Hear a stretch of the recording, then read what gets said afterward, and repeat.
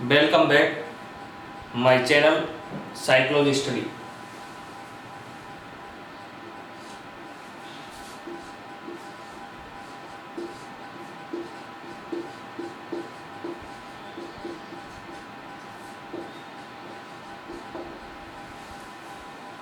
प्रिय विद्यार्थियों, नमस्कार, राम राम साहब। मेरे चैनल साइकोलॉजी स्टडी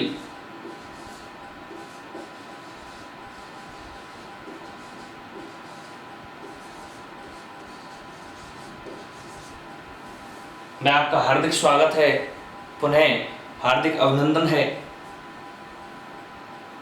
कल हम विकास के सिद्धांतों के बारे में चर्चा कर रहे थे, उसी बिंदु को आगे बढ़ाते हैं। उससे पहले मैं आप लोगों को ये बता दूं, कुछ विद्यार्थी कहते रहते हैं सर किसकी तैयारी करें, रीट की करें, पटवार की करें, क्या करें। तो एक दिन आप खुद एक कमरे में बैठ जाएं और बल्ब को बंद कर लें और अपने आप अपनी अंतरात्मा से पूछें कि मुझे किस एग्ज़ाम की तैयारी करनी चाहिए, और आपको जो जवाब मिलेगा वह सही होगा और आप उसके आधार पर तैयारी करें। तो प्रिय विद्यार्थियों, आइए हम चलते हैं अपने टॉपिक पर, और टॉपिक था विकास के सिद्धांत।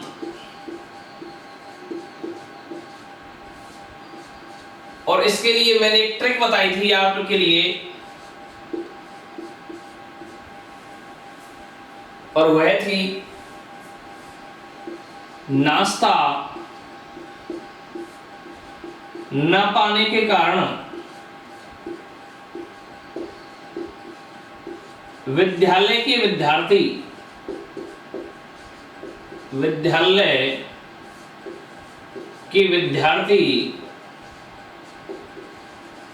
चले गए। बस इतने से ही काम हो जाएगा। विद्यालय के विद्यार्थी तक नाश्ता NS, ना पाने के कारण NP, विद्यालय के नाश्ता का हो गया NS, ना पाने के कारण NP, विद्यालय के विद्यार्थी V। नाश्ता ना पाने के कारण विद्यालय के विद्यार्थी चले गए या आ गए, कुछ भी आप लगा लें। ट्रिक इतनी सी है, नाश्ता न पाने के कारण विद्यालय के विद्यार्थी, नाश्ता NS, न पाने के कारण NP, V के V, विद्यालय के विद्यार्थी। देखिए दोस्तों, इसमें हमारे विकास के जो 8 सिद्धांत हैं उनको मैं क्लियर करूंगा। N जो है, इससे पहला सिद्धांत है निरंतरता का सिद्धांत। पहला कौन सा है? निरंतरता का सिद्धांत। दूसरा इसी N से बनेगा, इसी N से दूसरा बनेगा निश्चित दिशा का सिद्धांत। तीसरा, ये N और P को क्रॉस मल्टीप्लाई कर देंगे, इधर S से बनेगा तीसरा, S से तीसरा सामान्य से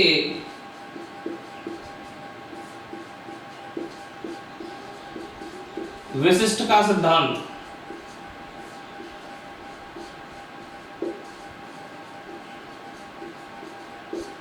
सामान्य से विशिष्ट का सिद्धांत। और अगला P जो है,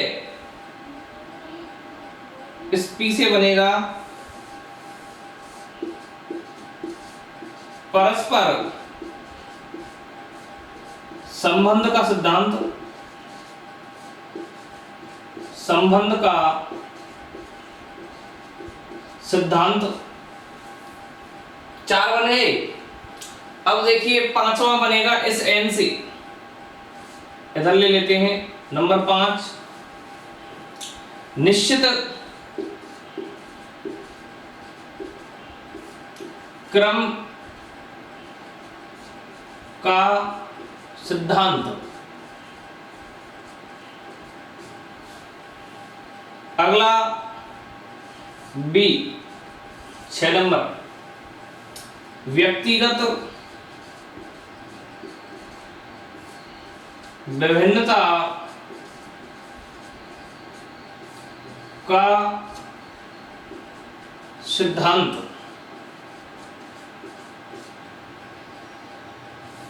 के केंद्र से शिरों का सिद्धांत। और वी नंबर 8, विकास का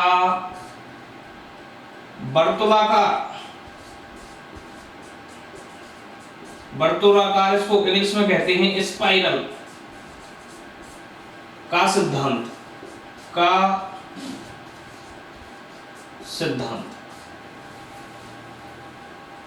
ये हो गए हमारे नाश्ता ना पाने के कारण विद्यालय के विद्यार्थी चले गए, आ गए, कुछ भी आप लगा लें।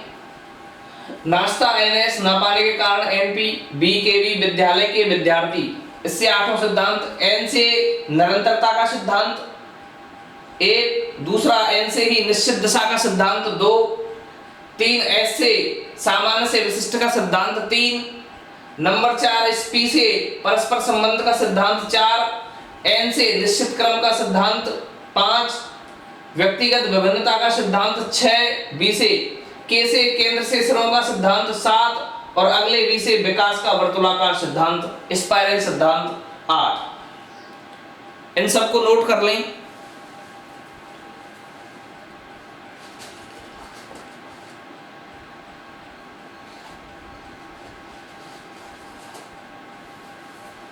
सबको नोट करें। देखिए मित्रों, जिंदगी का हर लम्हा आसान होता है। जिंदगी का हर लम्हा आसान तो होता है, लेकिन वो कब होता है? हर लम्हा तो आसान है जिंदगी का, लेकिन वो जिंदगी का हर लम्हा आसान तभी है लम्हा तब हम संघर्ष कर रहे हैं। तो उसके बारे में है कि मुश्किलों से भाग जाना आसान होता है। जिंदगी का हर लम्हा एक इम्तिहान होता है। भागने वालों को कुछ नहीं मिलता जीवन में, और संघर्ष करने वालों के कदमों में सारा जहान होता है। आइए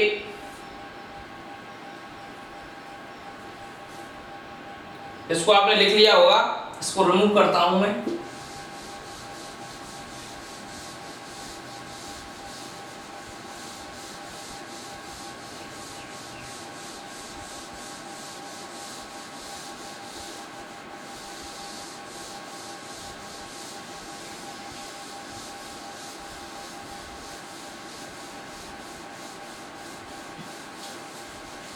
मैंने अभी बताया था कि मुश्किलों से भाग जाना आसान होता है। जिंदगी का हर लम्हा, जीवन का हर लम्हा एक इम्तिहान होता है, और भागने वालों को कुछ नहीं मिलता इस जिंदगी में, और संघर्ष करने वालों के कदमों में सारा जहान होता है। इसी एनर्जी के साथ आप संघर्ष करिए और अपने लक्ष्य को प्राप्त कीजिए। आइए चलते हैं सिद्धांतों की ओर। तो उसमें पहला हमारा सिद्धांत जो था वह था निरंतरता का सिद्धांत। निरंतरता का सिद्धांत प्रत्येक को डिटेल से बताऊंगा। निरंतरता का सिद्धांत क्या कहता है कि विकास जो है, विकास निरंतर जीवन पर्यंत,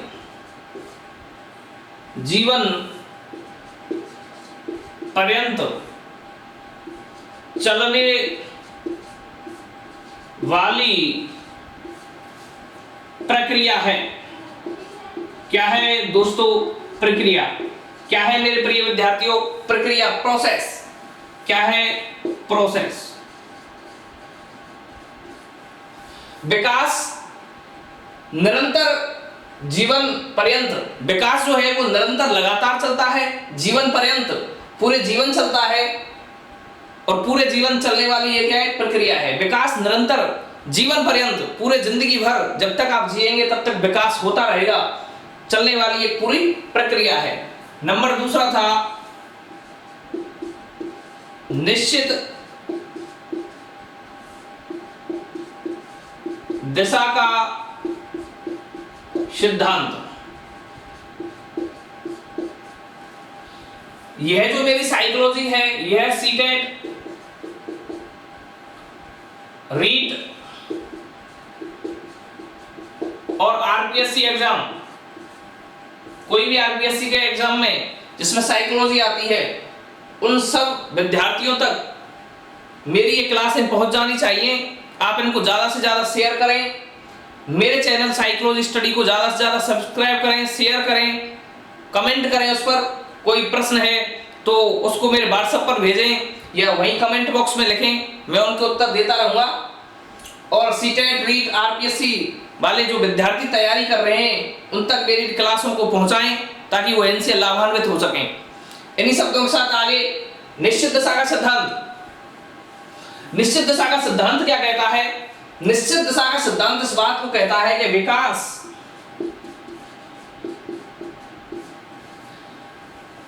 सिर से पैरों की ओर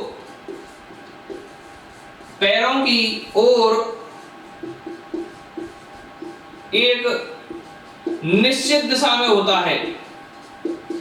सिर से पैरों की ओर एक निश्चित दिशा में होता है। विकास सिर से पैरों की ओर एक निश्चित दिशा में होता है। इसीलिए ये जो सिद्धांत है निश्चित दिशा का सिद्धांत, इसको अन्य नामों से भी जाना जाता है। और वो कौन कौन से नाम हैं? पहला है उनमें मस्तक अधोमुखी सिद्धांत। एक इस नाम से, इस निश्चित दिशा के सिद्धांत को मस्तक अधोमुखी सिद्धांत के नाम से भी जाना जाता है। क्यों?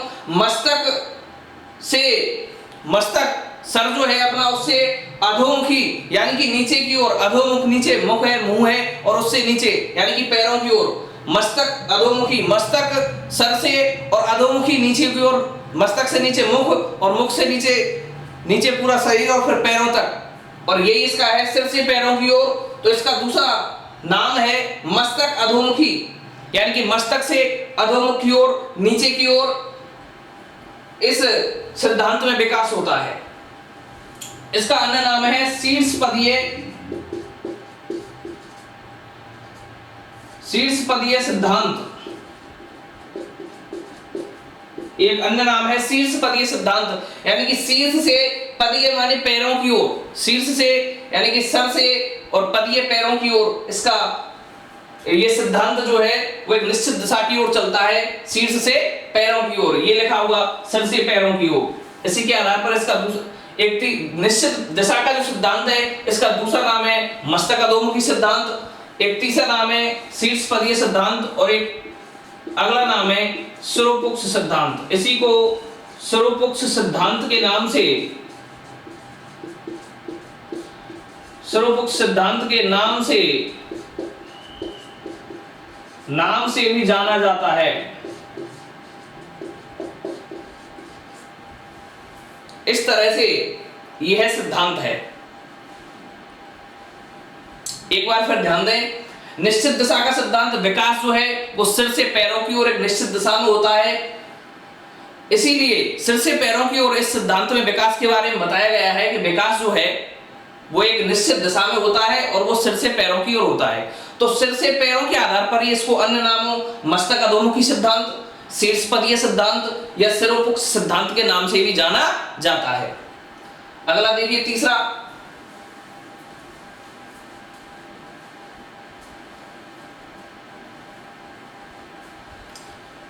इसको मैं रिमूव कर देता हूं यहां से। तीसरा देखिए,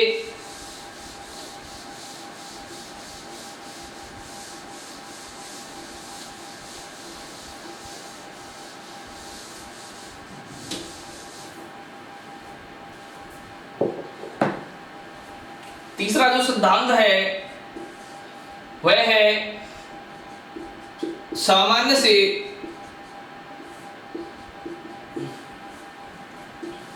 विशिष्ट का सिद्धांत। तीसरा सिद्धांत है सामान्य से विशिष्ट का सिद्धांत। इसमें क्या है कि विकास की प्रक्रिया में पहले सर्वप्रथम शरीर के सामान्य अवयव भाग लेते हैं और धीरे धीरे विकास अवयव विशेष की ओर केंद्रित हो जाता है। धीरे धीरे विकास अवयव विशेष की ओर क्या हो जाता है? केंद्रित। लिखिए, विकास की प्रक्रिया में विकास की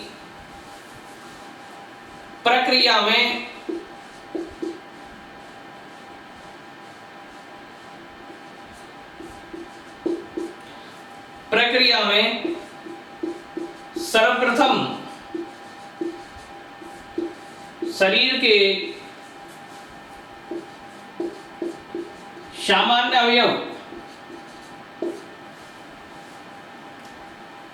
के सामान्य अवयव भाग लेते हैं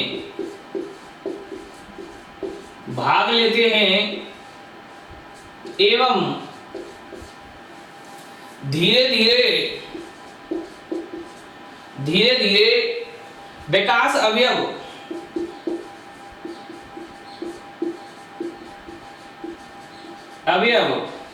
विशेष की ओर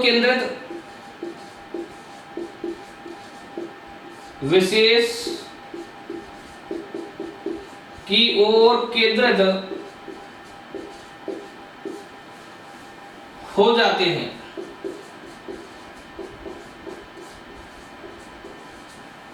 ये है, देखिए, विकास की प्रक्रिया में सर्वप्रथम शरीर के सामान्य अवयव भाग लेते हैं, लेकिन धीरे धीरे विकास अवयव जो है वो विशेष की ओर केंद्रित हो जाते हैं, विशेष होने लग जाते हैं। देखिए, उसको समझने का तरीका क्या है कि शुरुआत जो होती है उसमें क्या है, शरीर के सामान्य अवयव भाग लेते हैं। जब बच्चे का विकास हो रहा होता है तो उसका क्या है, पहले सामान्य अवयव जो है वो भाग लेंगे। जैसे उसे ये हाथ है, इसको हिलाना है तो ये हाथ पूरा हिलेगा इस तरह से। सामान्य अवयव धीरे धीरे विशेष की ओर केंद्रित हो जाता है। बाद में यदि बच्चे को इस उंगली को हिलाना है तो वो बगैर हाथ को हिलाए इस उंगली को हिला सकता है, लेकिन शुरू में उसका पूरा हाथ जो है वो हिलेगा। तो पहले तो सर्वप्रथम शरीर के सामान्य अवयव भाग लेते हैं। सामान्य से विशिष्ट सिद्धांत की बात करें तो इसमें पहले विकास की प्रक्रिया में कैसे सामान्य अवयव भाग लेते हैं और धीरे धीरे यह प्रक्रिया जो है वो विशेष की ओर केंद्रित हो जाती है। अब देखिए अगला सिद्धांत, परस्पर संबंध का सिद्धांत।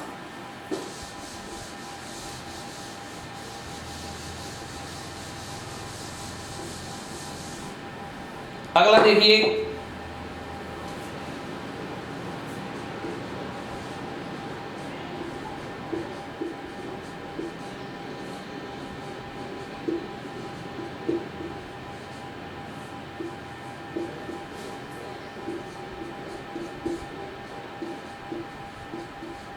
परस्पर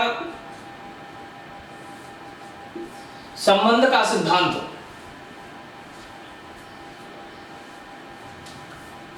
परस्पर संबंध का सिद्धांत विकास में या विकास के साथ शारीरिक एवं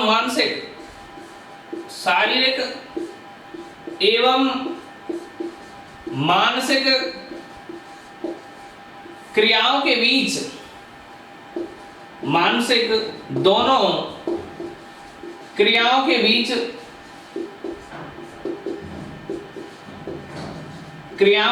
एक निश्चित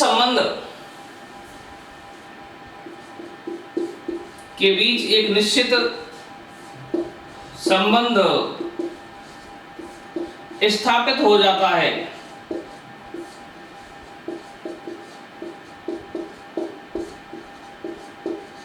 स्थापित हो जाता है। अगला देखिए 5वां, निश्चित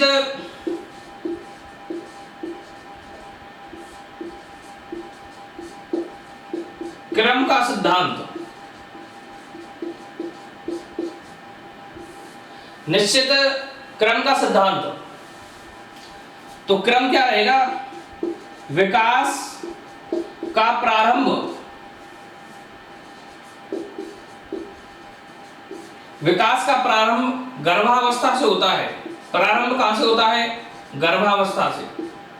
गर्भावस्था से होता है। निश्चित क्रम क्या रहेगा?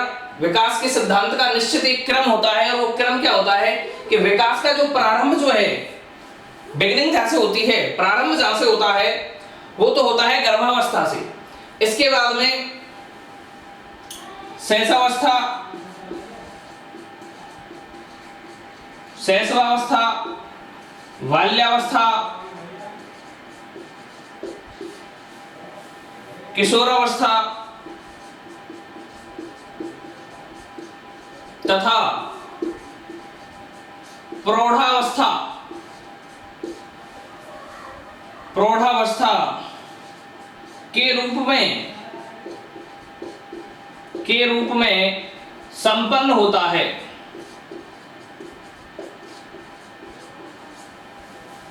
निश्चित क्रम का सिद्धांत क्या है कि विकास जो है वो एक निश्चित क्रम में होता है, और विकास का जो प्रारंभ है वो गर्भावस्था से होता है। इसके बाद में इसका निश्चित क्रम क्या है? गर्भावस्था के बाद में शैशवावस्था, शैशवावस्था के बाद में बाल्यावस्था, बाल्यावस्था के बाद में किशोरावस्था, किशोरावस्था के बाद में प्रौढ़ावस्था जो है इसके रूप में संपन्न होता है। तो ये इसका निश्चित क्रम हो गया। पहले गर्भावस्था, फिर शैशवावस्था, फिर बाल्यावस्था, फिर किशोरावस्था, और उसके बाद प्रौढ़ावस्था। ऐसे एक निश्चित क्रम होगा। इसमें विकास जो है उसका विकास होगा, उसमें निश्चित क्रम में विकास होगा बच्चे का। तो एक फिक्स क्रम है, इसी में होता है विकास, इसलिए इसका सिद्धांत का नाम है निश्चित क्रम का सिद्धांत, क्योंकि विकास एक निश्चित क्रम में होता है। अगला देखिए, इसको रिमूव कर देता हूं।